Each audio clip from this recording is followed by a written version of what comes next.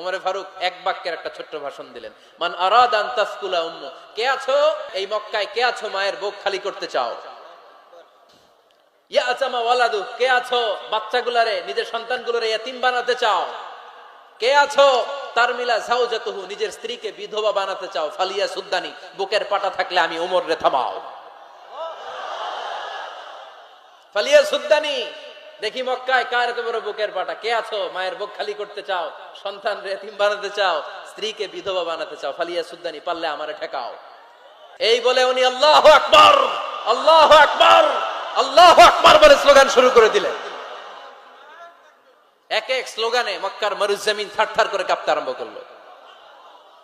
এই মিছিল মক্কার কেউ দেয় নাই। মিছিলের আওয়াজ শুনে আবু জাহেল বাইরিস, উতবা বাইরিস, শাইবা, ওয়ালিদ ইবনে মুগিরা সব বের হয়েছে। কিরে, আমার এলাকায় এত বড় স্লোগান, কার এত সাহস? বের হয়ে দেখে মিছিলের সামনে ওমর।